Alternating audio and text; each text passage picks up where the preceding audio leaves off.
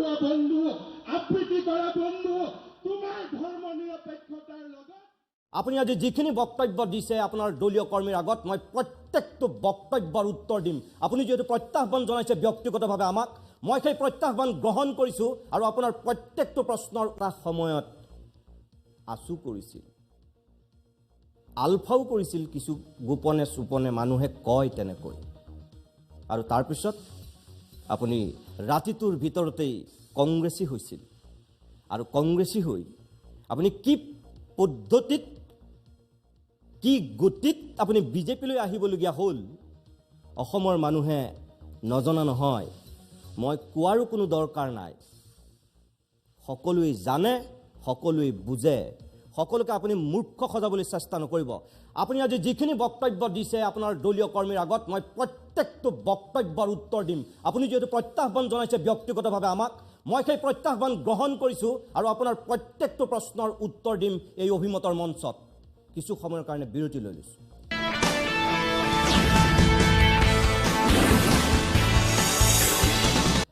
এই মুহূৰ্তত প্ৰিয় দৰ্শক, হিমন্ত বিশ্ব শৰ্মাই আজি যিহেতু ৰাজহুৱাকৈ প্ৰত্যাহ্বান জনাইছে আৰু সেই প্ৰত্যাহ্বান জনাই কিছু প্ৰশ্ন উত্থাপন কৰিছিল, তাৰ উত্তৰ লাগে বুলি কৈছিল। আৰু আজিৰ দিনটোতে তেখেতৰ সেই প্ৰশ্নৰ উত্তৰ দিবলৈ মই এই মুহূৰ্তত সাজু হৈছোঁ। এটা এটাকৈ তেখেতে উত্থাপন কৰা প্ৰত্যেকটো প্ৰশ্নৰ উত্তৰ দিয়া হ'ব। মই প্ৰথমতে দেখুৱাব বিচাৰিছোঁ হিমন্ত বিশ্ব শৰ্মাৰ এই বক্তব্যটো।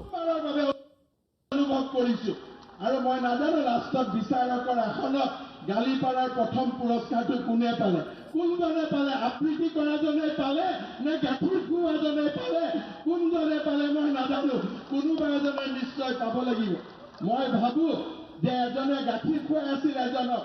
আমাৰ এজন কাৰ্যকৰ্তা বন্ধুৱে মোক এটা টুইটাৰ পঠাইছিল যে দাদা, এজন মানুহে এজন মানুহক গাখীৰ খুৱাই আছে, এইজনটো মানুহ নহয়।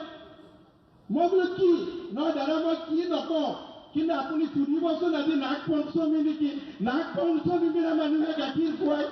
তো এনেকে যিবিলাক মানুহে অসমক কাল সৰ্পৰ দৰে দৰ্শন কৰিব চেষ্টা কৰি আছে, আজি তেওঁলোকক গাখীৰ খুওৱাৰ কম্পিটিশ্যন হৈছে। গাখীৰ খোৱাৰ কম্পিটিশ্যন হৈছে। প্ৰিয় দৰ্শক, মই আকৌ কৈছোঁ যে তাত হিমন্ত বিশ্ব শৰ্মাৰ চোৰাং চোৰাগিৰি কৰা সেইসকলে হিমন্ত বিশ্ব শৰ্মাক ভুল তথ্য দিছে। তাত গাখীৰ খুওৱা হোৱা নাছিল। আৰু হিমন্ত বিশ্ব শৰ্মাই কোৱাৰ দৰে যদি কোনোবা সাপক অজিত ভূঞা ডাঙৰীয়াই সেই মুহূৰ্তত গাখীৰ খুৱাইছিল বা আমি উপস্থিত থাকিছিলোঁ, তেনেহ'লে অসমৰ সমাজ জীৱনত কোন সাপ আমি নাজানো, কিন্তু অসমৰ ৰাজনৈতিক জীৱনত আপোনাৰ সমান সাপ অসমৰ মানুহে হয়তো ইয়াৰ পূৰ্বে কেতিয়াও দেখা নাই। কাৰণ তৰুণ গগৈক ব্ৰহ্মত তালুত যিটো খুদ দিছিল, সেই খুদ দিয়া মানুহজন কোন আছিল? কাৰণ তৰুণ গগৈয়েতো গাখীৰ খুৱাই খুৱাই কাৰোবাক ডাঙৰ কৰিছিল। আপুনি এইজন হিমন্ত বিশ্ব শৰ্মাই কৈ থৈছিল, আপুনি পাহৰি গৈছে যে হিতেশ্বৰ শইকীয়া আৰু তৰুণ গগৈ আপোনাৰ বাবে কি? ৰাজনৈতিক জীৱনত এই দুজন ব্যক্তিয়েই আপোনাৰ কাৰণে আছিল পিতৃস্বৰূপ। আৰু সেই প্ৰশ্নটোৰ উত্তৰত আপুনি কৈছিল এজন আপোনাৰ বাবে দৈৱকী আৰু আনগৰাকী আপোনাৰ বাবে যশোদা, বা এজন আপোনাৰ বাবে নন্দ আৰু আনগৰাকী আপোনাৰ বাবে বসুদেৱ। এই ধৰণৰ বক্তব্য আপুনিয়ে দি থৈছিল। আৰু তাৰ পাছত আপুনি মনত পেলাওক, সেই হিতেশ্বৰ শইকীয়াক আপুনি এটা সময়ত কি কৰিছিল? হিতেশ্বৰ শইকীয়াৰ পৰিয়ালটোক আপুনি কি কৰিছিল? হিতেশ্বৰ শইকীয়াৰ মৃত্যুৰ পিছত আপুনি সেই শইকীয়াৰ ঘৰত, বাথৰুমত, বেডৰুমত, ড্ৰয়িং ৰুমত থকা মানুহজনে হিতেশ্বৰ শইকীয়াৰ পৰিয়ালক কি কৰিছিল? আপুনি এবাৰ নিজক সোধক। তাৰ পিছত তৰুণ গগৈয়ে আপোনাক গাখীৰ খুৱাই ডাঙৰ কৰিছিল। আৰু সেই তৰুণ গগৈক কোনে তেখেতৰ ব্ৰহ্ম তালুত বিগত 15 বছৰত সেই ব্ৰহ্ম খুদটো মাৰিছিল? ইমান অকৃতজ্ঞ আৰু ইমান বিশ্বাসঘাতক ৰাজনীতিক আজিৰ দিনত অসমৰ মানুহে আপোনাক বাদ দি কাৰোবাক দেখিছে নেকি? তাৰ পাছত আপুনি আকৌ আনক গাখীৰ খুওৱা উদাহৰণ দিয়ে এবাৰ নিজৰ গালকো চিকুটি চাওক তাৰপিছত কিছুমান কথা ক'বলৈ চেষ্টা কৰক এইবাৰ চাওক দ্বিতীয় কথাটো আজি ষ্টেজত উঠি আবৃত্তি কৰাৰ কম্পিটিশ্যন হৈছে আৰে ভাইসকল বন্ধুসকল আবৃত্তি কৰিবই লাগে যদি বাগবৰৰ চৰৰ মাজত গৈ আবৃত্তি কৰা জনিয়াৰ চৰৰ মাজত গৈ আবৃত্তি কৰা সিমানখিনি সাহস তোমালোকৰ নাই সেইখিনি সাহস তোমালোকৰ নাই সাহসেৰে প্ৰতিবাদ কৰা ধুবুৰীত কিয় NRCত নাম কটা নগ'ল গোৱালপাৰাৰ NRCৰ নাম কিয় কটা নগ'ল লিজেচি ডাটাৰ নামত কিয় বেহা বেপাৰ হ'ল সেইবিলাক প্ৰশ্ন সোধাৰ সাহস তোমালোকৰ এতিয়া নাই কাৰণ তোমালোক হিমন্ত বিশ্ব শৰ্মাই যিখিনি কথা কৈছে NRCত ধুবুৰী গোৱালপাৰাত নাম কৰ্তন যোৱাৰ সময়ত বা যিসকলে অন্তৰ্ভুক্ত কৰিলে অত্যাধিক ৰূপত সেই সময়ত আমি কি কৰি আছিলোঁ আমাৰ প্ৰশ্নটো হ'ল NRCৰ এতিয়ালৈকে চূড়ান্ত যিটো তালিকা ওলোৱাই নাই আজিৰ দিনটোতো সুপ্ৰিম কোৰ্টত নিৰ্দেশ দিয়া হৈছে 31 ডিচেম্বৰৰ ভিতৰত চূড়ান্ত তালিকা প্ৰকাশ কৰিবৰ কাৰণে আৰু যি খচৰা প্ৰকাশ পাইছিল এই সমগ্ৰ প্ৰক্ৰিয়াটোত যিসকল মানুহ জড়িত হৈ আছিল যদি কোনোবাই বেই নামেৰে বেই বুদ্ধিৰে যদি নাম সোমোৱাইছে তাৰ কাৰণে মই দায়ী নেকি কাৰ চৰকাৰ চলি আছিল কাৰ কৰ্মচাৰীয়ে তাত কাম কৰিছিল আপুনি নিজেই কৈছে আপুনি দ্বিতীয়গৰাকী মন্ত্ৰী দ্বিতীয় মুখ্যমন্ত্ৰীৰ পিছতে আপোনাৰ স্থান যদি আপোনাৰ সেয়াই আছিল সেই শক্তিয়ে যদি আপুনি পৰিচালিত কৰিছিল ৰাজ্য চৰকাৰ যদি তেনেকৈ চলাইছে তেনেহ'লে কি চৰকাৰ চলাইছে কোনবিলাক কৰ্মচাৰী লাগিছিল বাংলাদেশৰ কৰ্মচাৰী আহিছিল নেকি অসমৰ কৰ্মচাৰী আছিল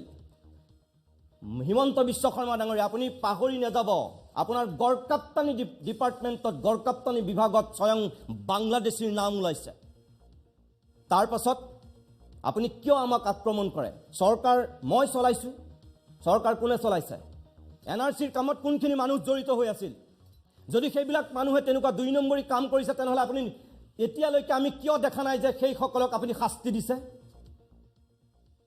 কওক কোনজন তেনেকুৱা 2 নম্বৰী কাম কৰা বিষয়া কৰ্মচাৰীক আপুনি শাস্তিৰ কাঠগড়াত বহুৱাইছে কওক এজন মানুহৰ নাম কওক এনেই আবেগত কিছুমান কথা ক'লে নহ'ব প্ৰিয় দৰ্শক যদি ধুবুৰীত NRCত কাৰোবাৰ নাম কোনোবাই বুদ্ধি কৰি অজস্ৰভাৱে সোমোৱাইছে চৰকাৰীভাৱে তেওঁলোক আছে সুপ্ৰিম কোৰ্টৰ নিৰ্দেশত হৈছে প্ৰতীক হাজেলা সমন্বয়ক হিচাপে আছে কাৰ দায়িত্ব সংবাদ মাধ্যমৰ মুৰব্বী হিচাপে কি মোৰ নে আপোনালোকৰ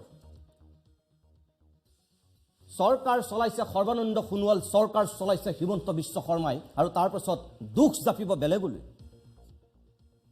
হ'ব নোৱাৰে এবাৰ নিজক সুধি লওক আৰু এটা কথা আপুনি নিজেই এটা সময়ত অসম চুক্তিৰ ৰূপায়ণ বিভাগৰ মন্ত্ৰী আছিল এবছৰ দুবছৰ নহয় আপুনি 9 বছৰ ধৰি অসম চুক্তি ৰূপায়ণ মন্ত্ৰী আছিল আপুনি ক'ত গৈছিল তেতিয়া আজি এই মুহূৰ্তত আপোনাৰ গোৱালপাৰা ধুবুৰীত আপুনি বাংলাদেশী দেখিলে সকলোতে 1991-92 চনতে আপুনি কংগ্ৰেছত যোগদান কৰিছিল আৰু সুদীৰ্ঘ 25 বছৰ ধৰি আপুনি কংগ্ৰেছত আছিল আৰু কংগ্ৰেছত 25 বছৰ থাকি আপুনি ধুবুৰী আৰু বৰপেটা বঙাইগাঁৱত কোনখিনি লেকচাৰ দিছিল ডিঙিৰ শিৰ ফুলাই আৰু এতিয়া মাত্ৰ এই 2 বছৰ 3 বছৰ হৈছে বিজেপিলৈ ঢপলিয়াই অহা ভয়ত পলাই পত্তং দি পৰিস্থিতিৰ তাগিদাত পৰি 25 বছৰে আপোনাৰ মন আৰু মগজুৰে সেই বাংলাদেশীক উলিয়াব নোৱাৰিলে আপুনি নেদেখিলে আৰু দেখিছে বিজেপিলৈ অহা এই 2.5 বছৰৰ ভিতৰতে কিমান সুবিধাবাদী হ'লে মানুহে ইমান জঘন্য আৰু নিকৃষ্ট কথা ক'ব পাৰে মুখেদি ওলাব পাৰে এবাৰ নিজক সোধক 25 বছৰ ধৰি কংগ্ৰেছত আছে তাৰ পাছত এতিয়া আপুনি সেই প্ৰশ্ন আমাক কৰে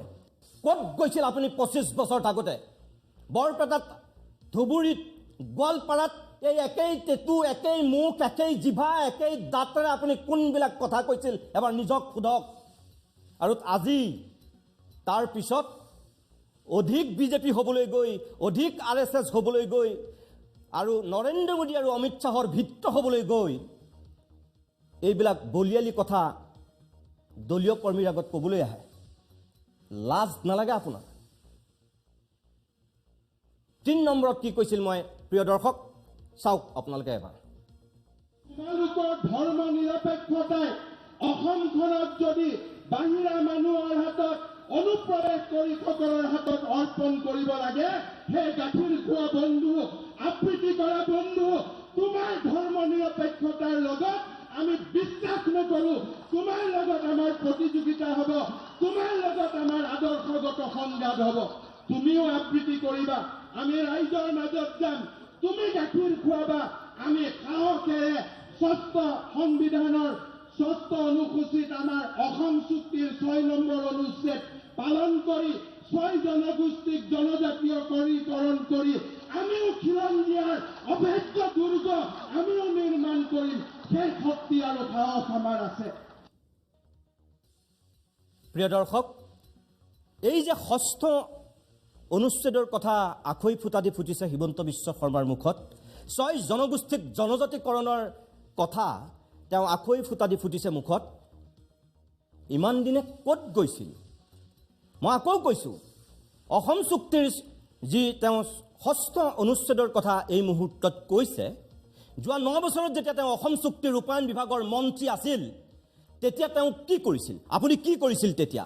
এই যে লোকসভা নিৰ্বাচনৰ প্ৰাকক্ষণত আপোনাৰ অসম চুক্তিৰ ৬ নম্বৰ অনুচ্ছেদৰ কথালৈ মনত পৰিল, ইয়াৰ আগতে আপুনি কি কৰিছিল? ৬ জনগোষ্ঠীৰ জনজাতিকৰণক লৈ কিমান আৰু ৰাজনীতি কৰিব কংগ্ৰেছ আৰু বিজেপিয়ে? বিশেষকৈ বিগত লোকসভা নিৰ্বাচন আৰু বিগত বিধানসভা নিৰ্বাচনত ৬ জনগোষ্ঠীৰ জনজাতিকৰণক লৈ আপোনালোকে কি কি প্ৰতিশ্ৰুতি দিছিল? ২০১৪ চনত নৰেন্দ্ৰ মোদী প্ৰধানমন্ত্ৰী হোৱাৰ প্ৰাকক্ষণত এবাৰ মনত পেলাওক, হয়তো আপুনি পাহৰি গৈছে কাৰণ তেতিয়া আপুনি কংগ্ৰেছত আছিল। বিজেপিয়ে কি প্ৰতিশ্ৰুতি দিছিল ৬ জনগোষ্ঠীৰ জনজাতিকৰণক লৈ? জনজাতিকৰণক লৈ সেই সময়ত যিসকল নেতাই ইয়াত আহি প্ৰতিশ্ৰুতি দিছিল, এই ৪.৫ বছৰত সেই প্ৰতিশ্ৰুতিৰ কিমানখিনি আপোনালোকে পূৰণ কৰিলে? নিৰ্বাচনৰ প্ৰাকক্ষণত এতিয়া আকৌ অসম চুক্তিৰ কথা, ৬ জনগোষ্ঠীৰ জনজাতিকৰণৰ কথা। কি অসমৰ মানুহ মূৰ্খ? অসমৰ মানুহ আপুনি ভবাৰ দৰে কি বুৰ্বক? এই ৰাজনৈতিক কাৰসাজিৰে আপুনি কিমান আৰু মানুহক ঠগিবলৈ চেষ্টা কৰিব?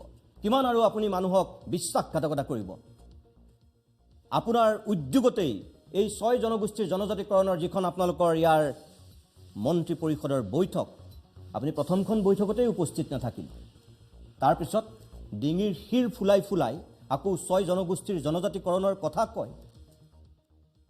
ইমান দিন আপুনি মন্ত্ৰী হৈ আছিল,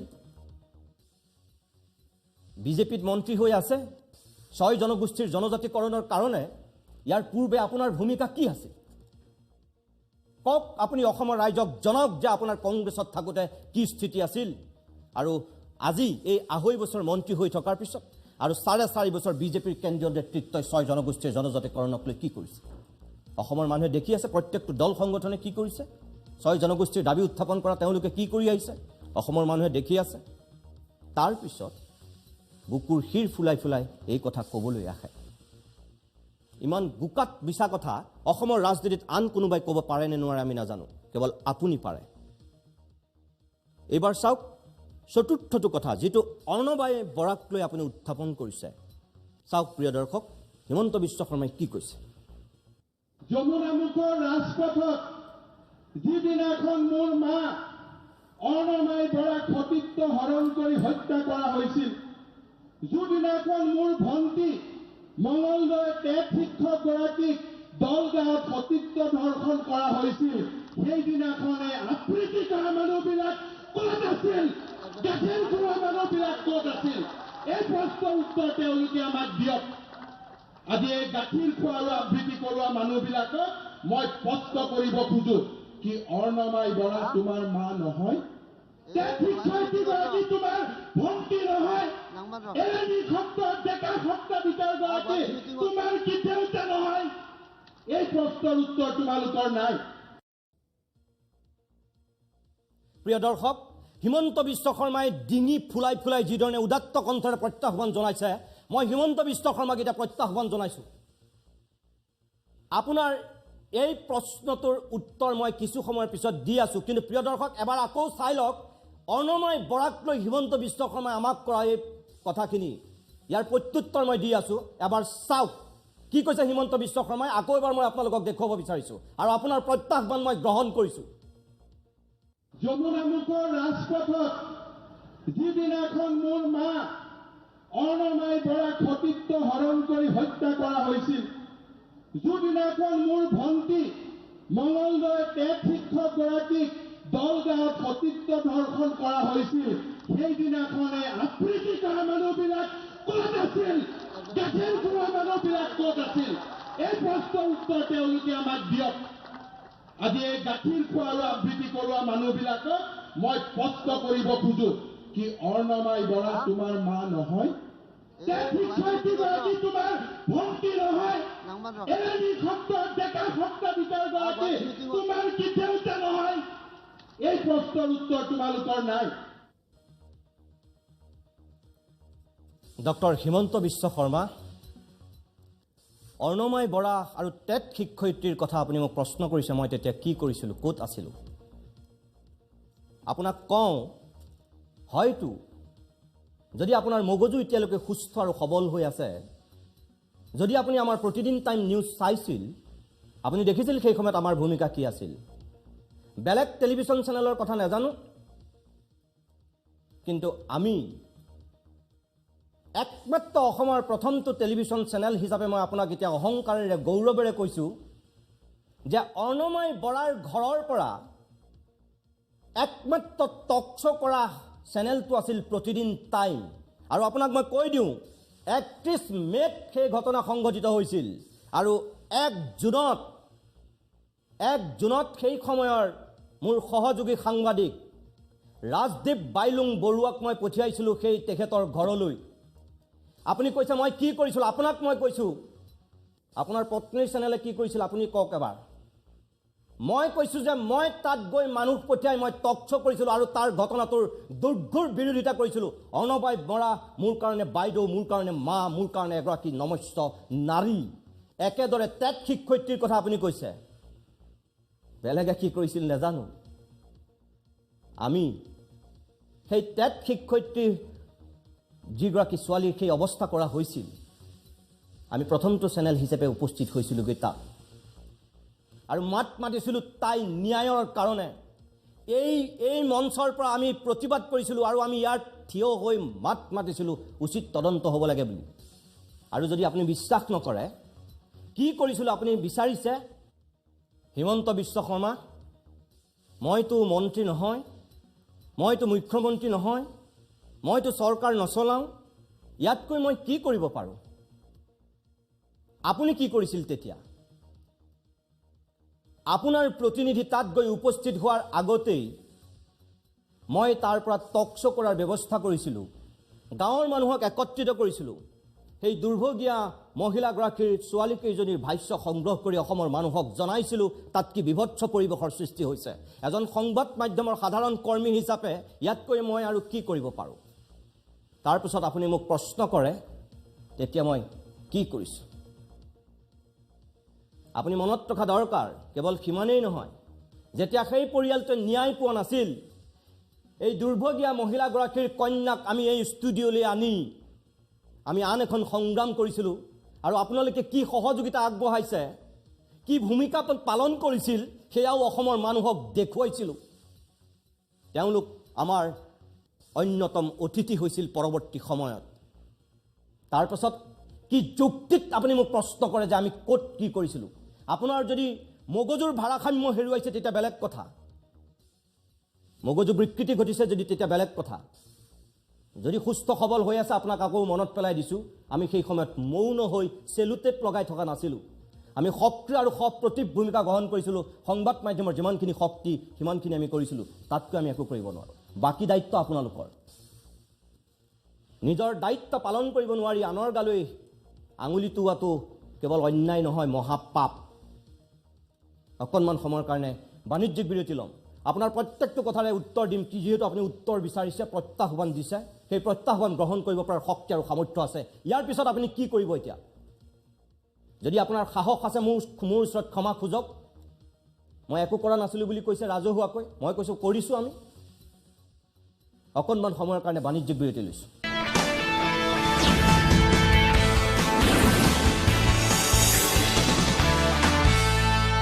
কিছু সময় বাণিজ্যিক বিৰতিৰ পিছত আমি উভতি আহিছোঁ অভিমতৰ পৰৱৰ্তী অংশলৈ। প্ৰিয় দৰ্শক, আজি ৰাজ্য চৰকাৰৰ মন্ত্ৰী হিমন্ত বিশ্ব শৰ্মাই ৰাজহুৱাকৈ তেওঁলোকৰ দলীয় সভাত আমাক যিহেতু কিছু প্ৰত্যাহ্বান জনাইছিল, আমাক প্ৰশ্ন উত্থাপন কৰিছিল, আৰু সেই প্ৰশ্নৰ উত্তৰ দিয়াৰ আমি চেষ্টা কৰিছোঁ, আৰু তেখেতৰ প্ৰত্যাহ্বান আমি গ্ৰহণ কৰিছোঁ এই মুহূৰ্তত অভিমতৰ মঞ্চত। এইবাৰ চাওক হিমন্ত বিশ্ব শৰ্মাৰ এই বক্তব্যটো। আজি মইনবাৰী সতৰ্কলৈ বিতৰ্ক কৰা, কাক লৈ বিতৰ্ক কৰা? মইনবাৰী সত্ৰত আগতে কি কৃষ্ণ মন্দিৰ নাছিল? কোনোবাই থিয় হৈ মোক কওক, তাতে শিৱ মন্দিৰ নাছিল? আজি ক'ত গ'ল সেই কৃষ্ণ মন্দিৰ? আজি ক'ত গ'ল সেই শিৱ মন্দিৰ? আৰু স্পষ্ট জবান চলাই যে বিদায় দিওঁতে কান্দি কান্দি বিদায় দিছে। আজি এই গাখীৰ খুওৱা আৰু আবৃত্তি কৰা মানুহসকলে মোক প্ৰশ্নৰ উত্তৰ দিয়ক। নগাঁও শ্ৰী কামপুৰ সত্ৰ, নগাঁও জিলালৈ পূৰ্ববংগীয় মুছলমানৰ প্ৰৱজন আৰু সত্ৰভূমি বেদখলৰ যি ধাৰাবাহিকতা, ইয়াৰ কবলত নিশ্চিহ্ন পাই শ্ৰী কামপুৰ সত্ৰ। 297 বিঘা মাটি বাংলাদেশী মুছলমানে দখল কৰে।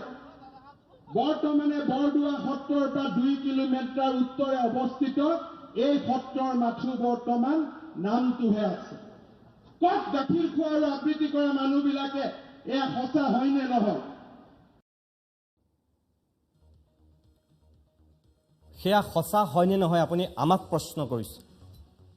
মই আপোনাক কওঁ, সেয়া সঁচাও হ'ব পাৰে, সেয়া মিছাও হ'ব পাৰে। যদি মই আপোনাৰ কথা মানি লওঁ, সঁচা বুলিয়ে মই যদি কওঁ, হয় একাংশ সত্ৰত বেদখল হৈছে, কোনোবাই হয়তো মাটি অধিগ্ৰহণ কৰিছে, কিন্তু এতিয়া মই আপোনাক প্ৰশ্ন কৰিম, সেই বেদখল হোৱা সত্ৰবিলাক হঠাৎ আপুনি বিজেপিলৈ অহাৰ পিছত জন্ম হোৱা নাই। সেই সত্ৰবিলাকৰ কাৰোবাৰ 100 বছৰ হৈছে, কাৰোবাৰ 80 বছৰ হৈছে, কাৰোবাৰ 150 বছৰ হৈছে, কাৰোবাৰ 50 বছৰ হৈছে। মুঠৰ ওপৰত আপুনি ৰাজনীতি যিমান কৰিছে তাতকৈ সেই সত্ৰবিলাকৰ বয়স বহুত বেছি। হয়তো আপোনাৰ বয়সতকৈও সেই সত্ৰবিলাকৰ বয়স বেছি। আপুনি কংগ্ৰেছত মন্ত্ৰী হৈ আছিলে, কি কৰিছিল আপুনি তেতিয়া? আপোনাৰ ভূমিকা কি আছিল? আপুনি মন্ত্ৰী হৈ থাকোঁতে, আপুনি তৰুণ গগৈতকৈ আপুনি ছুপাৰ CM হৈ থাকোঁতে আপুনি এই সত্ৰবিলাক দেখা নাছিল নে? আপুনি মোহৰ চশমা পিন্ধি তেতিয়া ঘূৰি ফুৰিছিল, নেদেখিছিল এই সত্ৰবিলাক? ক'ত গৈছিল তেতিয়া আপোনাৰ এই হিন্দু প্ৰেমটো? এতিয়া আপুনি আমাক প্ৰশ্ন কৰে, হয় মই স্বীকাৰ কৰোঁ কোনোবা সত্ৰৰ মাটি, কোনোবা সত্ৰৰ ভূমি কোনোবাই হয়তো দখল কৰিছে। সেই দখল কৰা মানুহবিলাকক উচ্ছেদ কৰাৰ দায়িত্ব মোৰ নে আপোনাৰ? কাৰ দায়িত্ব? আমি যিমানবিলাক দখল হৈছে, প্ৰিয় দৰ্শক, আপোনালোকে নিশ্চয় যিসকলে টেলিভিশ্যন চাই, আমাৰ প্ৰতিদিন টাইম চাই, আপোনালোকে গম পায় যে সত্ৰৰ ভূমি বেদখল হ'লেই আমি বাতৰি কৰোঁ, য'ত যিমান খবৰ পাওঁ আমি সবিস্তাৰে কৰোঁ, লাইভ টেলিকাষ্ট কৰোঁ। তাৰপিছত আমি কি কৰিম? কাৰোবাক গৈ বেটেৰে কোবাই কোবাই তাৰ পৰা আঁতৰাম? সেই দায়িত্ব কি সংবাদ মাধ্যমৰ, মোৰ, সম্পাদকৰ? কিমান সস্তীয়া, কিমান মিথ্যাচাৰৰ আশ্ৰয় ল'লে মানুহে এনেকুৱা কথা ক'ব পাৰে? মানুহক বিপথে পৰিচালিত কৰিবলৈ কেনেধৰণৰ নিকৃষ্ট পন্থা ল'ব পাৰে? মই বিনয়েৰে কওঁ, আপুনি কোৱা কথাখিনি সঁচা। বহুত সত্ৰত হয়তো বেদখল হৈছে, কিন্তু মইনবাৰী সত্ৰৰ পৰা ধৰি একাংশ সত্ৰক যিধৰণে আপুনি আজিৰ প্ৰেক্ষাপটত আপুনি উজ্বলাই তুলিব বিচাৰিছে, এইটোতো সঁচা। বহুত নদীৰ খহনীয়াত জাহ যোৱাৰ কাৰণেই সেই সত্ৰ স্থানান্তৰিত হ'বলগীয়া হৈছে, সেইটোতো আপুনি মিছা বুলি ক'ব নোৱাৰে। আৰু আজি আপুনি হঠাৎ এই মুছলমান বিৰোধী যিটো স্থিতি লৈছে, কি মুছলমান মানেই সকলো বাংলাদেশী নেকি? মই আপোনাক প্ৰশ্ন কৰিছোঁ, এই প্ৰশ্নৰ উত্তৰ দিয়ক আপুনি মোক। মুছলমান মানেই বাংলাদেশী নেকি? আপুনি যি 1.5 কোটি বাংলাদেশৰ মুছলমানে ৰাজ্যখন ভৰি পৰাৰ কথা কৈছে, এইখন ৰাজ্যত থকা 45 লাখ খিলঞ্জীয়া মুছলমানো কি আপোনাৰ কাৰণে বাংলাদেশী হৈ গ'ল নেকি? আপুনি উত্তৰ দিয়ক। বিগত পঞ্চায়ত নিৰ্বাচনত চৰ অঞ্চলত কিয় মিয়াক আপোনালোকে প্ৰাৰ্থিত্ব দিছিল আপুনি উত্তৰ দিয়ক কিয় মিয়াক প্ৰাৰ্থিত্ব দিছিল চৰ অঞ্চলত সংখ্যালঘু মৰ্চাৰ সভাপতিগৰাকী অধ্যক্ষগৰাকী কিয় আপোনালোকৰ বংগমূলীয় আপুনি উত্তৰ দিয়ক এই যে আপুনি এতিয়া বংগমূলীয় বাংলাদেশীৰ ভূতক লৈ আপুনি ইমান আতংকিত তেনেহলে আপোনাৰ কি যুক্তিত আপুনি সংখ্যালঘু মৰ্চাৰ সভাপতিগৰাকীক বংগমূলীয় নেতাক বহুৱাই থৈছে দিয়ক উত্তৰ দিয়ক আপুনি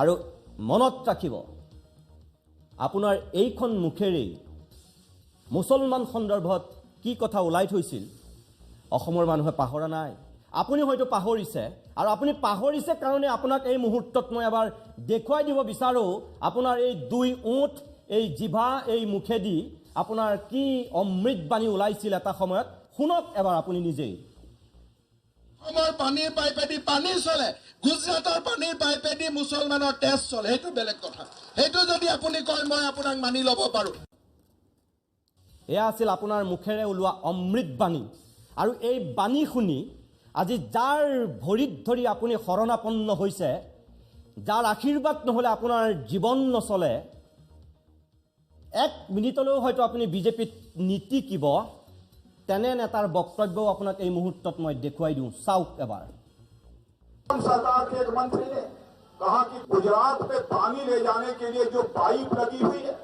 उसमें पानी नहीं बहता है बल्कि उसमें लोगों का खून बह रहा है ऐसे गंभीर आरोप लगाए जाते हैं हमारी डिक्शनरी में ऐसे शब्द नहीं है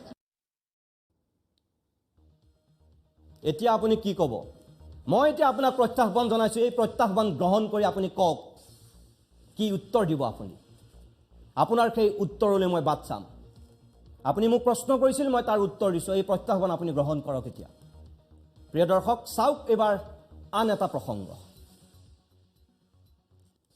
মই আবৃত্তিকাৰী বন্ধুজনক মই আহ্বান জনাম যাই লওক যমুনামুখৰ চহৰৰ মাজত সোমাই গৈ তেওঁলোকে আমাৰ অসমীয়া মানুহৰ জাক লৈ আন্দোলন কৰি আছে তেওঁলোকৰ বিষয়ে খবৰ লোৱা তেওঁলোকৰ মনৰ কথা খবৰ লোৱা তাৰ পিছত আহি কবা যে অসমীয়াই আজি সিদ্ধান্ত ল'ব পাৰে নে নাই নাগৰিকত্ব আইন হ'ব লাগে নে নাই তাৰ সিদ্ধান্ত লোৱাৰ অধিকাৰ অসমীয়া মানুহে কেতিয়াবাই হেৰাই দিছে আজি আমি কাৰ তলত আছো অসম বিধানসভাৰ 37খন আসন গ'ল আৰু যদি এই আইন নাহে আৰু 18খন আসন যাব কোনো মানুহ অহাৰ কথা নাই এয়া মানুহ সন্মানৰ যুঁজ অসমৰ বুদ্ধিজীৱীক তোমালোকে যেনে তেনে হাত কৰিলা যেনে তেনে তোমালোকে গাখীৰ খোৱা আবৃত্তিকাৰ বহুত বনাই পেলালা তোমালোক এতিয়া নিৰাপদ হৈ গলা তোমালোকৰ প্ৰশ্ন আৰু কোনেও নকৰে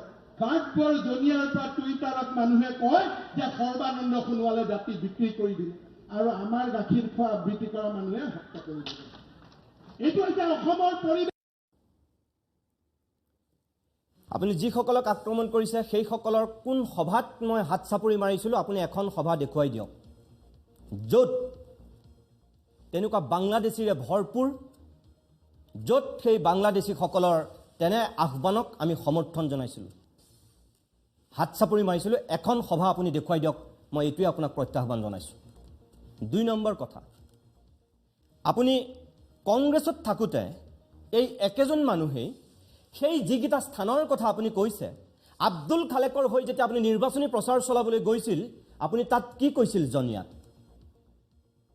বাঘবৰ সমষ্টিত আপুনি কি কৈছিল ধুবুৰীত আপুনি কি কৈছিল বৰপেটাত আপুনি কি কৈছিল গোৱালপাৰাত আপুনি কি কৈছিল মোক ক'ব নালাগে এবাৰ নিজক সোধক এই কংগ্ৰেছত যেতিয়া আপুনি মন্ত্ৰী হৈ আছিল বিধায়ক হৈ আছিল নেতা আৰু পালি নেতা হৈ আছিল তেতিয়া আপুনি এই অঞ্চলবিলাকলৈ গৈ কি কথা কৈছিল অসমৰ মানুহক ক'ব নালাগে এবাৰ নিজক সোধক তাৰপিছত আপুনি নিজেই গম পাব আপুনি তাত কি কৈছিল মই আকৌ আপোনাক কওঁ যে 37খন আসন ইতিমধ্যেই বাংলাদেশীৰ হাতলৈ গুচি গ'ল বুলি আপুনি কৈছে আৰু 18খন যাব তাৰ মানে অসম বিধানসভালৈ যিমানবিলাক মুছলমান বিধায়ক নিৰ্বাচিত হৈছে কি সকলো বাংলাদেশী কোন কাহানিবাৰ পৰা এতিয়ালৈকে অসম বিধানসভালৈ যিমানখিনি মুছলমান বিধায়ক নিৰ্বাচিত হৈছে 29 জনতকৈ অধিক বিধায়ক আজি কোপতিক নিৰ্বাচিত হোৱা নাই। এইবাৰো 29 জন ক্ৰছ কৰা নাই। কোন কাহানিবাই কিন্তু কেতিয়াবাই মুছলমান জনসংখ্যাৰ কম থাকোঁতেও অসম বিধানসভালৈ 28 জন 29 জন বিধায়ক নিৰ্বাচিত হৈছে। আপুনি মোতকৈ বেছি ভালকৈ জানে। আৰু আজিৰ দিনত আপুনি আৰু 18টা সমষ্টি যাব, আপুনি ভয় দেখুৱাইছে। আজমলৰ মুখ, আজমলৰ ছবি কৈ মানুহক আপুনি আতংকিত কৰি এই নিকৃষ্ট ৰাজনীতি আৰু কিমান দিন কৰিব? আপুনি স্পষ্ট কৰক, এই 37খন আসন ইতিমধ্যে সকলো বাংলাদেশীৰ হাতলৈ আপুনি গৈছে বুলি কৈছে। মই আপোনাক প্ৰত্যাহ্বান জনাইছোঁ, এই 37খন আসন বাংলাদেশীৰ হাতলৈ যোৱা মানে কি সকলো মানুহ বাংলাদেশী নেকি? আৰু আপোনাৰ কথাই মই কৈছোঁ, যদি সঁচাকৈ এই 37খন আসনত বাংলাদেশী আছে, চৰকাৰত কোন বহি আছে? কেন্দ্ৰত আৰু ৰাজ্যত কোন আছে? কিয় বাংলাদেশী খেদাৰ ব্যৱস্থা নকৰি আপুনি বাংলাদেশী বহুৱাৰ ব্যৱস্থা কৰিছে? আমিতো হিন্দু মুছলমান ভাগ বিচৰা নাই। কোনোবা বাংলাদেশী তেওঁ হিন্দু হওক, তেওঁ মুছলমান হওক। আপুনি বিচাৰিছে সেই শ্ৰেণী বিভাজন। আৰু যদি বাংলাদেশী আছে খেদক, আপোনাক আমি বাধা দিছোঁ নেকি? বাংলাদেশীক খেদিবলৈ আপোনাক ঋতুমণি শইকীয়াই কোনদিনাখন বাধা দিছে কওক আপুনি? মিছা কথা কৈ মানুহক এনেই উত্তেজিত কৰি আবুল তাবুল বকি সকলো সময়তে সকলো মানুহক মূৰ্খ সজাবলৈ চেষ্টা নকৰিব। নেভাবিব যে সকলো মানুহ আপোনাৰ নিচিনা ধুৰন্ধৰ আৰু চালাক। ভুল কথা। তাৰ পিছত এইটো প্ৰসংগ মই উত্থাপন কৰিছোঁ, চাওক আপুনি কি কৈছে। মানুহে কয় ত্ৰিপুৰা হ'ব নিদিওঁ। আৰে আবৃত্তি কৰা বন্ধু, তোমাৰ সম্পাদকো 21 চনত তুমি নোহোৱা হৈ যাবা। কোনোবা বাঘ বৰ্জনীয়াৰ মানুহে তাত সম্পাদক হ'ব, তুমি আৰু সম্পাদক হৈ থাকিব নোৱাৰা। 21 চনত মই সম্পাদক হৈ থাকিব নোৱাৰোঁ, বাঘবৰ জনীয়াৰ মানুহ সম্পাদক হ'ব। বাঘবৰ জনীয়াৰ প্ৰত্যেকজন মানুহেই কি বাংলাদেশী? মই আপোনাক প্ৰত্যাহ্বান জনাইছোঁ। বাঘবৰ জনীয়াৰ প্ৰত্যেকজন মানুহ বাংলাদেশী বুলি আপুনি প্ৰমাণ কৰক। আৰু মই কৈছোঁ বাঘবৰ জনীয়াৰ প্ৰত্যেকজন মানুহ বাংলাদেশী নহয়। আপুনি প্ৰমাণ কৰক। কাইলৈ মই আপোনাৰ ভৰিত ধৰি সেৱা কৰিমগৈ, এই মুখ্য সম্পাদক পদ মই এৰি দিম। জনীয়া আৰু বাঘবৰৰ প্ৰত্যেকজন নাগৰিক যদি আপুনি বাংলাদেশী বুলি প্ৰমাণ কৰিব পাৰে, তেনেহ'লে মই কাইলৈ আপোনাৰ ভৰিত ধৰিমগৈ, মুখ্য সম্পাদকৰ পদ ত্যাগ কৰিম। মই আপোনাক মুকলি প্ৰত্যাহ্বান জনাইছোঁ। প্ৰমাণ কৰক আৰু ৰাজহুৱাকৈ কওক আপুনি যে জনীয়া আৰু বাঘবৰত থকা প্ৰত্যেকজন মানুহেই বাংলাদেশী। আৰু যদি আপুনি নোৱাৰে, তেনেহ'লে আপুনি ৰাজহুৱাকৈ ক্ষমা খোজক জনীয়া আৰু বাঘবৰবাসীৰ লগতে সমগ্ৰ অসমবাসীৰ ওচৰত। দুটাকৈ সন্মানীয় সমষ্টি। বাঘবৰত প্ৰতিনিধিত্ব কৰি আছে চেয়াৰমান আলীয়ে, জনীয়াক প্ৰতিনিধিত্ব কৰি আছে আব্দুল খালেকে। সেই আব্দুল খালেকে এটা সময়ত আপোনাৰ বুকুৰ মণি, হিয়াৰ ধন, মুখ্যমন্ত্ৰী চকীৰ লালসাত যেতিয়া আপুনি উন্মাদ হৈ বলীয়া ঘোঁৰাৰ দৰে দৌৰিছিল, সেই সময়ত আপোনাৰ সেই দৌৰৰ সহযাত্ৰী আছিল এই আব্দুল খালেক। তাৰমানে আপুনি এজন বাংলাদেশী বিধায়কক লগত লৈ মুখ্যমন্ত্ৰীৰ চকীৰ সপোন দেখিছিল, আৰু আজি সেই স্বপ্ন ভংগ হোৱাৰ পিছত আপুনি বলীয়া ঘোঁৰাৰ দৰে আকৌ ওলোটাকৈ দৌৰিছে। হ'ব নোৱাৰে। আমাৰ এই মুকলি প্ৰত্যাহ্বান গ্ৰহণ কৰক। মই গ্ৰহণ কৰিছোঁ বাঘবৰ জনীয়াৰ প্ৰত্যেকজন মানুহ, মই কৈছোঁ মুছলমান মানেই বাংলাদেশী নহয়। আৰু আপুনি প্ৰমাণ কৰি দেখুৱাওক। মই আপোনাক প্ৰত্যাহ্বান জনাইছোঁ। মই কাইলৈকে আপোনাৰ ভৰিত ধৰিমগৈ, মই মুখ্য সম্পাদক পদ ত্যাগ কৰিম। ৰাজহুৱা প্ৰত্যাহ্বান আপোনাৰ প্ৰতি মোৰ এয়া। পৰৱৰ্তী আপোনাৰ এটা বক্তব্যৰ উত্তৰ দিছোঁ, চাওক। মই অসমৰ ৰাইজক বিনম্ৰতাৰে আহ্বান জনাম, হিমন্ত বিশ্ব শৰ্মাই 21 চনৰ পিছত অসমত ৰাজনীতি নকৰে। মোৰ পাবলগীয়া হেৰাবলগীয়া একো নাই। কোনোবাই যদি কয় হিমন্ত বিশ্ব শৰ্মাই কিবা হোৱাৰ সপোন দেখি কৰিছে, এইখন মঞ্চৰ পৰাই কৈছোঁ 21 চনৰ পিছত হিমন্ত বিশ্ব শৰ্মা ৰাজনীতিত থকাৰ প্ৰশ্ন উঠে। কিন্তু জাতিটোৰ কাৰণে এই আবৃত্তি কৰা, এই কবিতা আবৃত্তি কৰা গাখীৰ খোৱা সকলক চিনাক্ত কৰি পানীপথৰ শেষ যুদ্ধ দিবলৈ হিমন্ত বিশ্ব শৰ্মা সাজু। তাৰ কাৰণে যদি জীৱনো বলিদান দিব লাগে, সেই জীৱন বলিদানৰ বাবে মই সাজু। কোনোবা আপোনাৰ দলীয় সমৰ্থকে এই কথা শুনি হাত চাপৰি মাৰিব পাৰে, কিন্তু আমি নোৱাৰোঁ। আপোনাৰ মুখৰ কথাৰ কি ভেলু আছে ইয়াৰ আগতে আমি দেখি থৈছোঁ। দুটা উদাহৰণ দিলে আপোনাৰ যথেষ্ট হ'ব। কিৰীপ চলিহা যদি মংগলদৈ সমষ্টিৰ পৰা আপুনি জিকাব নোৱাৰে, তেনেহ'লে আপুনি ৰাজনীতি বাদ দিম বুলি কৈছিল। কিন্তু কিৰীপ চলিহা হাৰিল, ৰমেন ডেকা জিকিল, আৰু আজিও আপুনি ৰাজনীতিয়েই কৰি আছে, মন্ত্ৰী হৈ আছে। কিয়? আপুনিতো ৰাজহুৱাকৈ কৈছিল, কিয় বাদ নিদিলে ৰাজনীতি? যেতিয়া কংগ্ৰেছৰ পৰা বিজেপিলৈ আপুনি ঢপলিওৱাৰ এটা কুচকাৱাজ কৰিছিল, সাংবাদিকে যেতিয়া আপোনাক সুধিছিল, তেতিয়াতো আপুনি কৈছিল যে সাংবাদিকেহে মোক বিজেপি, কাইলৈ AUDF, পৰহিলৈ হয়তো AGP এইবিলাক কৰি আছে। কিন্তু তাৰপিছত আপুনি বিজেপিলৈতো আহিল সংবাদ মাধ্যমে কোৱাৰ দৰেই। আপোনাৰ মুখৰ কথাৰ কি ভেলু আছে? আজি আপুনি এনেকৈ কৈছে, নৰেন্দ্ৰ মোদীক জোতা আৰু চেণ্ডেলেৰে ঠেলাৱালা ৰিক্সাৱালাই চৰিয়াব বুলি কৈছিল। আজি সেই নৰেন্দ্ৰ মোদীৰ ভৰি নুচুলে আপোনাৰ জীৱন বৃথা। গুজৰাটত মুছলমানৰ তেজ ওলাই পানীৰ পাইপেৰে, ইয়াত পানী ওলাই, তাত মুছলমানৰ তেজ ওলায়। আজি আপুনি কাৰ শৰণাপন্ন, কাৰ ভৰি চুই জীৱন ধন্য হৈ আছে? মোক ক'ব নালাগে, নিজক সোধক এবাৰ। আপোনাৰ মুখৰ কথাত কিমান গুৰুত্ব, কিমান আপুনি কথা দি কথা ৰাখিব পাৰে, সেয়া অসমৰ প্ৰত্যেকজন মানুহেই, সমাজ সচেতন মানুহে জানে, বুজে, দেখি আহিছে। কাৰণ ইতিহাসে সকলো সঁচা কথা কয়। অকণমান সময়ৰ কাৰণে আকৌ বিৰতি লৈছোঁ, তাৰপিছতেই আপোনাৰ আৰু কেইটামান প্ৰশ্নৰ মই উত্তৰ দিম।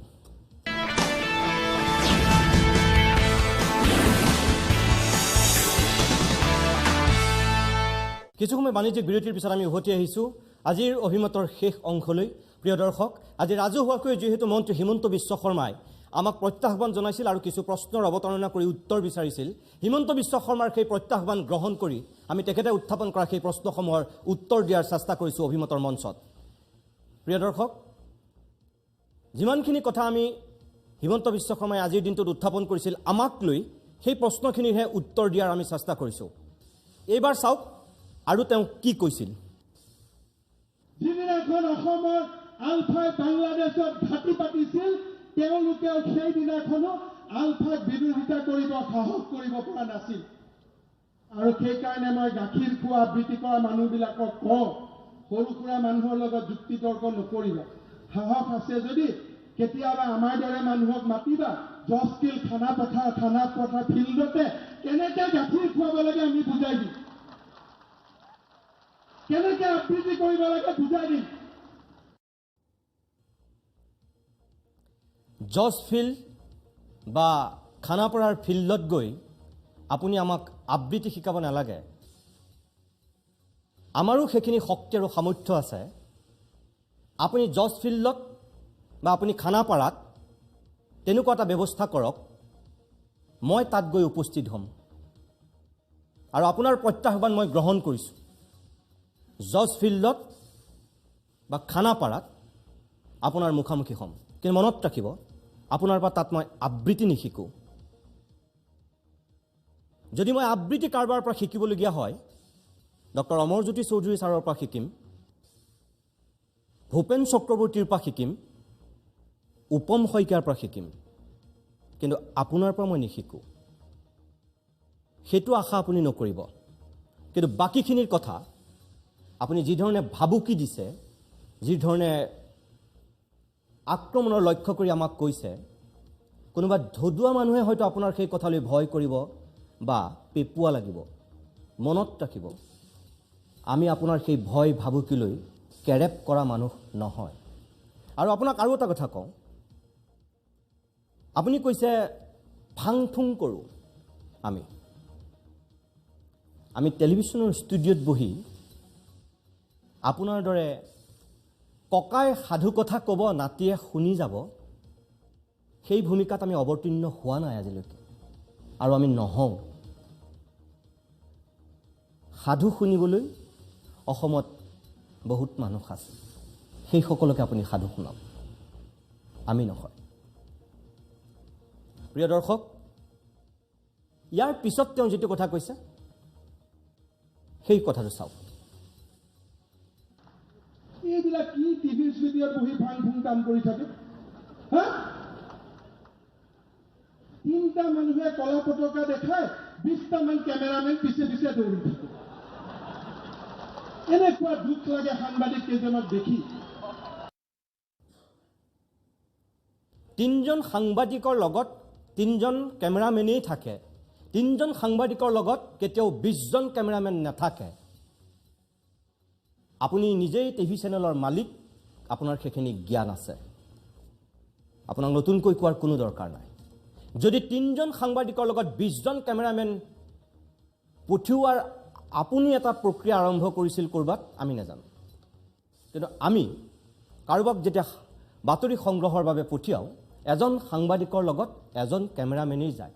আৰু মই জনাত অসমত 7টাৰ ওপৰত নিউজ চেনেল চাগে নাই য'ত 20টা কেমেৰামেন এই ক'লা পতাকাৰ পিছে পিছে দৌৰিব। আৰু আপুনি যে সৰু কথা এটাকে ৰহন দি কিমান ডাঙৰ কৰে, কিমান বোকাত মিছা কথা কয়, আপুনি যে অনবৰতে মিছা কথাৰ ভঁৰাল আপোনাৰ প্ৰত্যেকটো কথাই প্ৰমাণ কৰে, এই বাক্যটোও প্ৰমাণ কৰিছে। য'ত 3জন সাংবাদিকৰ লগত আপুনি 20জন কেমেৰামেন দেখিছে, কাৰণ আপোনাৰ মিথ্যাচাৰেই আপোনাৰ যিহেতু একমাত্ৰ মাধ্যম, গতিকে আপুনি সেই কথাখিনি কোৱাটো তেনেই স্বাভাৱিক। গতিকে মই আপোনাক কওঁ যে য'ত ঘটনা ঘটিছে আমি ইয়াৰ পৰা পঠিওৱা নাই, সেই স্থানতেই সাংবাদিকে সংগ্ৰহ কৰিছে। আপুনি নিজেও খবৰ লওক, ক'লা পতাকা কাক কাক দেখুৱাইছে, কিয় এই পৰিৱেশটোলৈ আহিল। আপুনি নিজেই কৈছে, আপুনি নিজ মুখেৰে কৈছে যে আজি যদি আপোনাৰ ছিকিউৰিটি নাথাকে আপোনাক হয়তো মানুহে পিটিব। কিয়? আপুনিতো জননেতা, এই অৱস্থা আপোনাৰ কিয়? অসমখনৰ কাৰণে ইমান দিন ৰাত একাকাৰ কৰি কষ্ট কৰা মানুহ, কিয় আপোনাক তেনেহ'লে ক'লা পতাকা দেখুৱাব লগা হৈছে? কিয় আপোনাৰ মুখেৰে ওলাবলগীয়া হৈছে যে আজি যদি মোৰ ছিকিউৰিটি নাথাকে মোক ক'ৰবাত পিটিব? আমাৰ বিজেপিৰ কৰ্মীসকল এসপ্তাহ 10 দিন ধৰি ঘৰৰ ভিতৰৰ পৰা ওলাবই পৰা নাই। এয়া আপোনাৰ মুখৰ বাণী, মই কোৱা নাই। কিয়?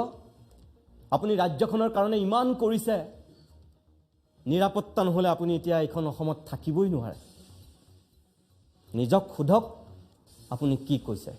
যি উদাত্ত কণ্ঠৰে আপুনি আক্ৰমণ কৰিছে মই আপোনাক নাই কোৱা, মই খুব ভদ্ৰ ভাষাৰে এই কথাখিনি আপোনাক কৈছোঁ। এতিয়া এবাৰ নিজক সোধক। প্ৰিয় দৰ্শক, তাৰ পিছৰ অংশটো মই আপোনাক দেখুৱাওঁ তেওঁ কি কৈছে আমাক লৈ। যদি ইমানে আবৃত্তি কৰে, গান গোৱাৰ চখ আছে, জুবিন গাৰ্গৰ পৰা ট্ৰেইনিং লৈ বিহুৰ মঞ্চত গান গা, বিহুৰ মঞ্চত কিয়?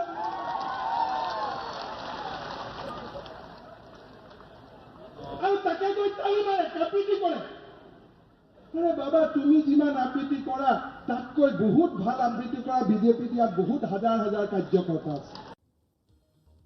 ডক্টৰ শৰ্মা ডাঙৰীয়া, আমি ক'তো কোৱা নাই আপুনি যি ধৰণে আপুনিয়েই শ্ৰেষ্ঠ বুলি ভাবে, আমি ক'তো কোৱা নাই যে আমিয়েই শ্ৰেষ্ঠ।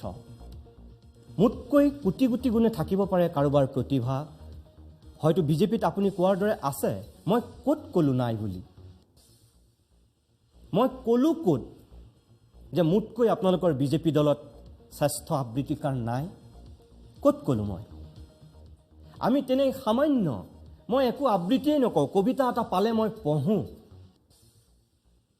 আৰু আপুনি কৈছে আপোনালোকৰ তাত অজস্ৰ আছে। মইতো নাই বুলি কোৱা নাই। কি যুক্তিত আপুনি এই কথাটো কৈছে? হাত চাপৰিৰ আশাত মিছা কথা কৈ গোটেই জীৱনটো ধন্য কৰিলে কাৰণে শেষত আমি এটা কবিতা অন্তৰৰ পৰা আবৃত্তি কৰিছোঁ, তাতো আপোনাৰ আপত্তি নে? আপোনাৰ নিচিনা মহা শক্তিশালী, এই সকলো ফালৰ পৰা ধনবান, বাহুবলী এই মানুহজনক এটা আবৃত্তিয়ে ক'ৰবাত ভয় খুৱাইছে? কাৰণ জ্যোতিপ্ৰসাদে কৈছিল ঠিকেই বহুত বছৰৰ আগতে, সাৱধান সাৱধান সুবিধাবাদীৰ দল, তোৰ মিছা হ'ব কৌশল। মই গাইছিলোঁহে, লিখিছিল জ্যোতিপ্ৰসাদে। লাগি গ'ল আপোনাৰ গাত। ডক্টৰ শৰ্মা, জ্যোতিপ্ৰসাদ আৰু বিষ্ণুৰাভা অসমীয়া সমাজ জীৱনৰ নমস্য দেৱসদৃশ ব্যক্তি। তেখেতৰ কলমেৰে ওলোৱা কবিতাহে মই গাইছিলোঁ, মই লিখা নাছিলোঁ। সেইটোও আপুনি মন কৰিব, কথাখিনি কি আছিল, কাক লৈ কৈছিল, কিয় কৈছিল। হয়তো আপোনাৰ সেই কথাখিনিয়ে গাত লগাৰ কাৰণে আজি আপুনি আবৃত্তিক লৈ ইমান সৰব হৈছে। প্ৰিয় দৰ্শক, মই শেষৰটো তেখেতৰ বক্তব্য আমাক উদ্দেশ্যি কৰা আপোনালোকক দেখুৱাব বিচাৰোঁ। নৰেন্দ্ৰ মোদী ডাঙৰীয়াই উত্তৰ পূবত অভিলেখ সংখ্যক ভোটত বিজেপিৰ জয়ত ধ্বজা উত্তৰ পূৰ্বত উৰিব। কোনোবা যদি আবৃত্তি কৰা মানুহ আছে, গাখীৰ খোৱা মানুহ আছে, তেওঁলোকক মই এই মঞ্চৰ পৰা প্ৰত্যাহ্বান দিছোঁ, ৰাখিব পাৰে যদি চাই ল'ব, ৰাখিব পাৰে, চাই ল'ব, ৰাখিব পাৰে যদি। ডক্টৰ শৰ্মা ডাঙৰীয়া, আপুনি ভুল কৰিলে তাতেই। আপুনি এই প্ৰত্যাহ্বানটো জনাব লাগিছিল কংগ্ৰেছক, এই প্ৰত্যাহ্বান জনাব লাগিছিল অসম গণ পৰিষদক। আপুনি জনালে এজন আবৃত্তিকাৰক। আপোনাৰ নিচিনা ইমান ডক্টৰেট ডিগ্ৰী থকা ৰাজনীতিবিদৰ এইখিনিও সামান্য জ্ঞান নাইনে যে মই আপোনাক কেনেকৈ নিৰ্বাচনত পৰাস্ত কৰিম? মইতো কোনো দল নহয়, মইতো কোনো প্ৰাৰ্থী নহয় যে মই সমুখ সমৰত আপোনাৰ লগত নিৰ্বাচনত নামিম। আপোনাৰ নিচিনা ইমান গুণী জ্ঞানী এজন ব্যক্তিৰ মুখত এনে কথা শোভা পায় জানো? আপুনি মনত ৰাখিব, মই এজন মাত্ৰ নিমিত্ত সামান্য ধূলিকণা। নিতুমণি শইকীয়া এটা ৰাজনৈতিক দল নহয়, কোনো ৰাজনৈতিক দলৰ নেতা নহয়। অসমৰ হাজাৰজন লাখজন সাধাৰণ জনতাৰ দৰে ময়ো এজন। গতিকে আপুনি ভুল কৰিছে যে নৰেন্দ্ৰ মোদীক কেনেকৈ প্ৰতিৰোধ কৰিব পাৰি বা আগন্তুক নিৰ্বাচনত কেনেকৈ আপোনালোকৰ জয়ৰ গতিধাৰা ৰোধ কৰিব পাৰি সেই প্ৰত্যাহ্বান জনাইছে। দুখিত, যদি মই আপোনাৰ দৰে সক্ৰিয় ৰাজনীতিত থাকিলোহেঁতেন, মই মুকলিকৈ কৈছোঁ আপোনাৰ সেই প্ৰত্যাহ্বান মই গ্ৰহণ কৰিলোহেঁতেন। কিন্তু মই সক্ৰিয় ৰাজনীতিত নাই। মই এটা টেলিভিশ্যন চেনেলৰ সামান্য এজন সংবাদকৰ্মী। গতিকে মই মোৰ ভূমিকা পালন কৰিছোঁ। কিন্তু আপোনাক মই মনত পেলাই দিওঁ, নিমখ ঘাৰাম মানুহবিলাকে কিছুমান কথা মনত পেলোৱা দৰকাৰ, খাই পাত ফলা মানুহবিলাকে কিছুমান কথা মনত পেলোৱা দৰকাৰ।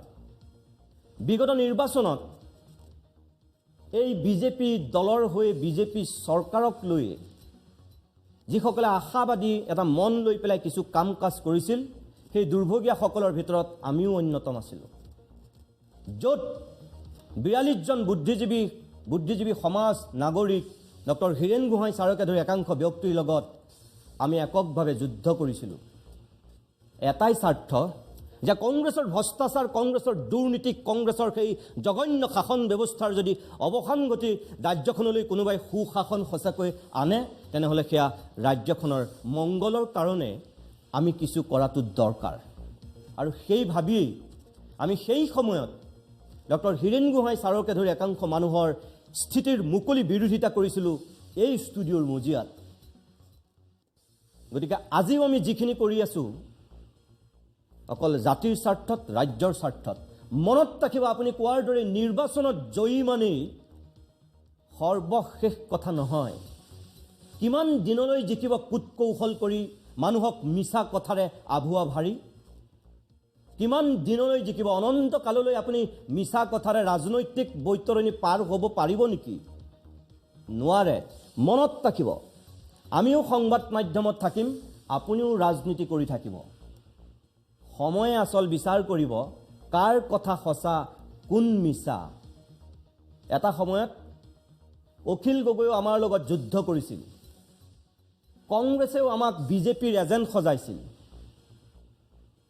আৰু আজি একেই বিজেপি আকৌ কংগ্ৰেছক বা কাৰোবাৰ হৈ কাম কৰাৰ অভিযোগ আপোনালোকে আমাক দিছে। সময়ে ক'ব কাৰ হৈ কোনে কাম কৰিছে আৰু কাৰ হৈ কোনে মাতিছে। প্ৰিয় দৰ্শক, হিমন্ত বিশ্ব শৰ্মাই যিহেতু আজি ৰাজহুৱাকৈ প্ৰত্যেকটো কথাৰ উত্তৰ বিচাৰিছিল, ৰাজহুৱাকৈ ডিঙি ফুলাই ফুলাই, শিৰ ফুলাই ফুলাই যিহেতু আমাক প্ৰত্যাহ্বান জনাইছিল, মোৰ সেই সৎ সাহস আছে সেই প্ৰত্যাহ্বান গ্ৰহণ কৰিবলৈ। সেইকাৰণে তেখেতৰ প্ৰত্যেকটো কথাৰ উত্তৰ মই আজিয়ে দিছোঁ। আপোনালোকে বিচাৰ কৰক মই কোৱা কথাখিনি সঁচা নে মিছা। শেষত মই এটা কথাই ক'ম, হিমন্ত বিশ্ব শৰ্মা আৰু সৰ্বানন্দ সোণোৱাল, ৰঞ্জিত দাস, আপোনালোক তিনিওজনলৈ মোৰ প্ৰশ্ন, যিটো স্থিতি মই আজিৰ দিনত লৈ আছোঁ বেলেগ কাৰণ একো নাই। সহজ ভাষাত মই আপোনালোকক কওঁ যে নিৰ্বাচনৰ পূৰ্বে নৰেন্দ্ৰ মোদী আহি কৈছিল যে তালি টোপোলা বান্ধি বিদেশী ইয়াৰ পৰা যাব লাগিব, সাজু হওক। কিন্তু সেই নৰেন্দ্ৰ মোদী চৰকাৰৰ শেষৰ সময়খিনিত এতিয়া বিজেপিক বিদেশীক বৰপীৰা পাৰি দিয়াৰ এটা প্ৰক্ৰিয়া চলিছে। মোৰ দৃষ্টিত ভুল। বিদেশী না তেওঁ মুছলমান না তেওঁ হিন্দু। মোৰ দৃষ্টিত বিদেশী। গতিকে মই তাৰ বিৰোধিতা কৰিছোঁ। কাৰণ আপোনালোকে বিদেশীক খেদাৰ কথা কৈছিল আৰু এতিয়া বিদেশীক বৰপীৰা পাৰি দিয়াৰ কথা কৈছিল শ্ৰেণী বিভাজনেৰে, হিন্দু আৰু মুছলমান।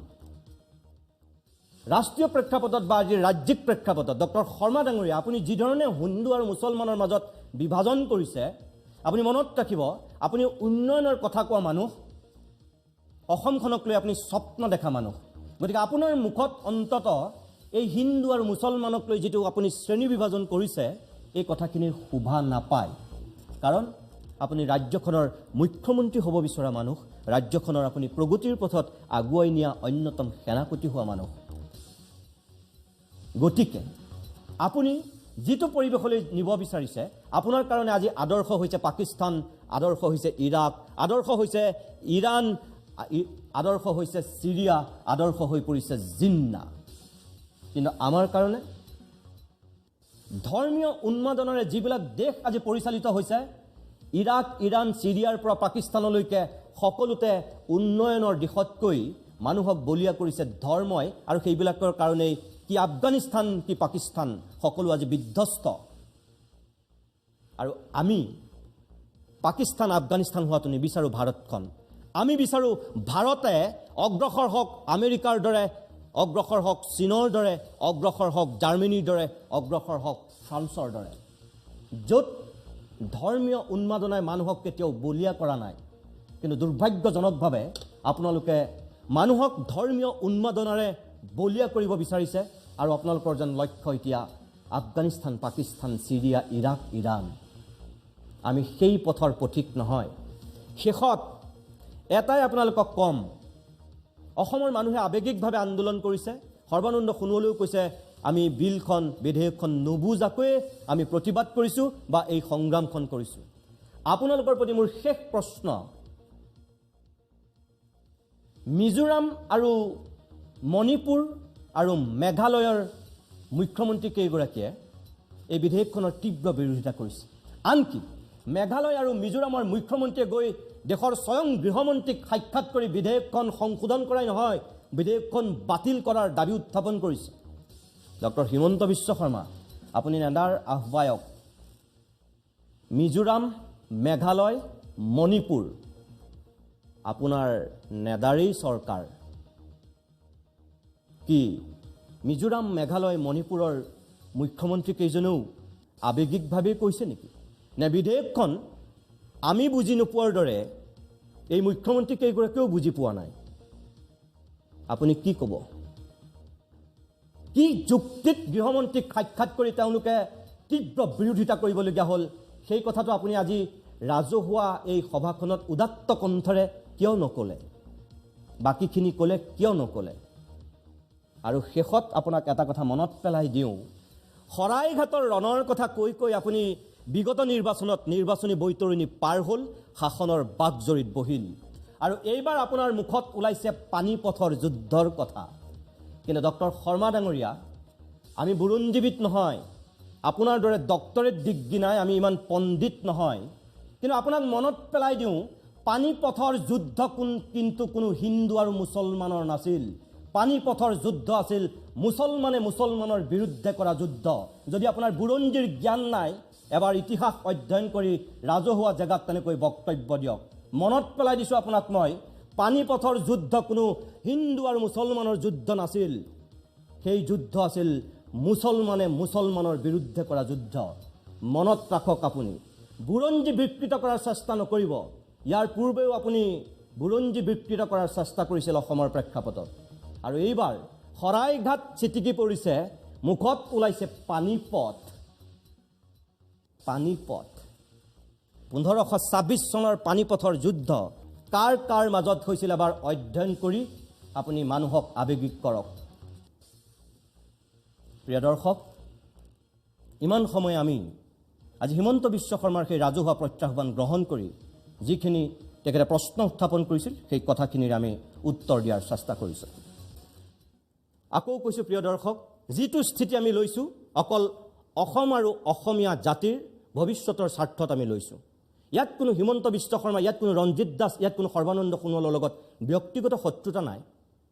গোটেই সমাজ, গোটেই বুদ্ধিজীৱী, গোটেই অসমৰ সাংবাদিক মহল যিটো আন্দোলনত জড়িত হৈছে, আমিও সামান্য এজন কৰ্মী হিচাপে জড়িত হৈছোঁ। 48 জন মানুহে লতাশিলৰ পথাৰত কালিৰ দিনটোত বক্তব্য ৰাখিছিল, কিন্তু হিমন্ত বিশ্ব শৰ্মাৰ কেৱল আক্ৰমণৰ লক্ষ্য হ'লো সেই 48 জনৰ ভিতৰত কেৱল আমি এটা আবৃত্তি কৰিছিলোঁ, আমি কেইটামান কথা কৈছিলোঁ, আৰু সেই কথাখিনিয়ে হয়তো হিমন্ত বিশ্ব শৰ্মাৰ মন আৰু মগজুক চাগে আজিৰ দিনটোতো সুস্থিৰে ৰখা নাই, যাৰ কাৰণে তেখেতে আমাক আক্ৰমণৰ লক্ষ্য কৰি লৈছে। ডক্টৰ শৰ্মা ডাঙৰীয়া, আপোনাকো কওঁ, কোনো ব্যক্তিগত শত্ৰুতা নাই। যিখিনি কথা কোৱা হৈছে সম্পূৰ্ণৰূপে অসম আৰু অসমীয়াৰ স্বাৰ্থত কৈছোঁ।